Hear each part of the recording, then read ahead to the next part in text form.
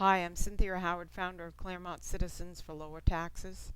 And are you tired of paying higher property taxes due to rising school cost?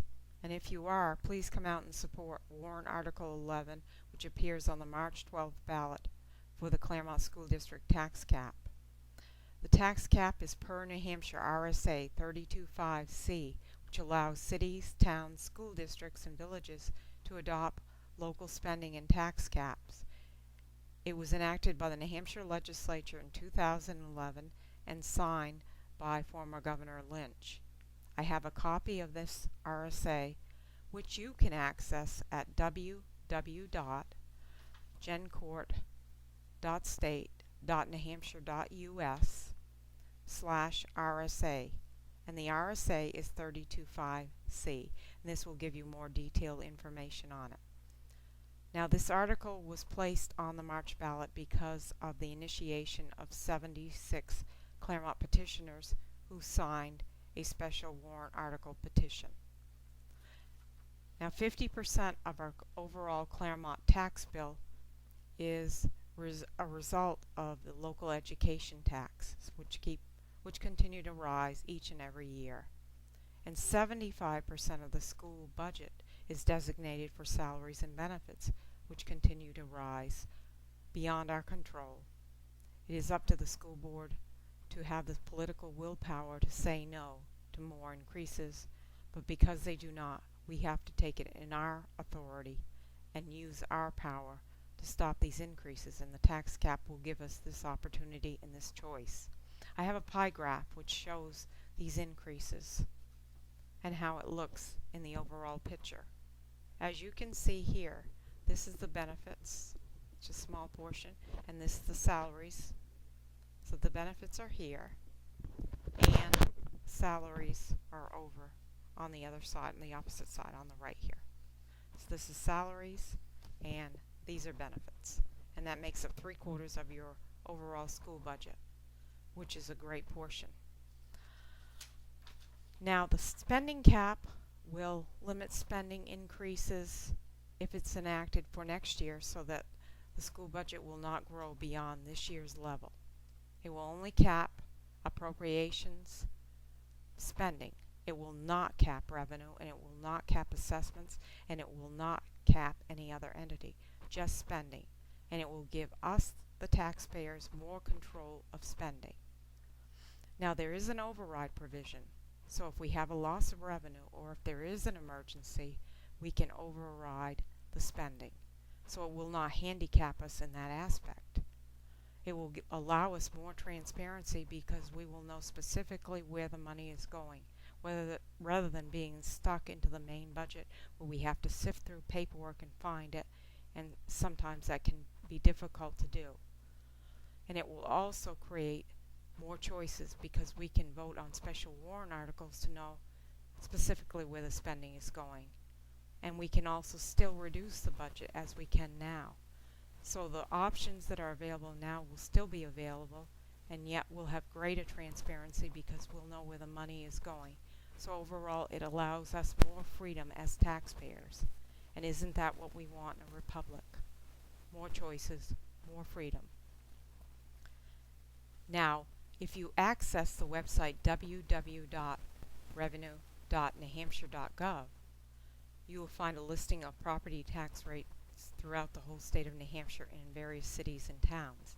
The local education tax, the statewide property tax, and the city and town tax or village tax. Now, I have a copy here of the 2012 Department of Revenue report, and that is the location of the website. That's www.revenue.newhampshire.gov. And right here, this is what it looks like. It will be a PDF file, and it will have all the listings in alphabetical order. Now, for instance, if you start out at 2009, our local education tax in Claremont was $13.22 per thousand. Currently, it's over $16 per thousand, and the proposed rate is even a little bit higher now at almost $16.40 per thousand. Now, what is the reason for these increases? Well, the reason for these increases is the growth of government. Growth of government being increases in the school budget. Back in 2009, the proposed budget was $26.2 million and it was voted on. Now it's up to $29.3 million. And from last year it was $28.5 million. You notice I didn't say $32.1 million, and the reason for that is because the actual budget figure that's approved for spending and the tax rate is based on is the $29.3 million, not the $32.1. The $32.1 million includes what we call pass-throughs, which are before the net budget, which do not affect the tax rate. They are adult education, they are expenses occurring for food service and grants. And if you subtract that figure, you will get the $29.3 million. The budgets have increased substantially, and the tax cap will allow us greater control on these expenses. It has to stop somewhere, and the tax cap will be giving us the opportunity to make some headway in that respect. Now, many cities and towns throughout the state of New Hampshire have already adopted spending caps for many years. It's not new, it's been around a while, and these cities and towns are thriving. Their tax rate is stable. They have an increase in growth. They have businesses that are coming to their town.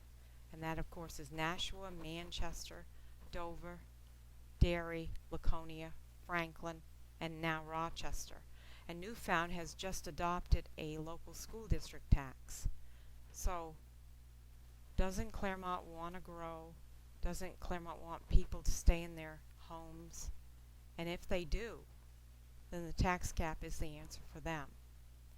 And if you agree with this premise, you have to vote yes on Warrant Article 11, which is your local Claremont School District tax cap, which will be on the March 12th ballot. And by voting for this, I think it will allow the city to grow, it will keep our tax rate stable, and we will become a more affordable town. So come out and support it. Tell your friends, your family, and your neighbors to come out on March 12th and vote in favor of Warrant Article 11, your Claremont School District tax cap, and make a better tomorrow for you and yours. I'm Cynthia Howard. I can be reached at cindycool09@yahoo.com or cindyteatime@twitter.com. And I thank you for listening and have a pleasant evening. Thank you.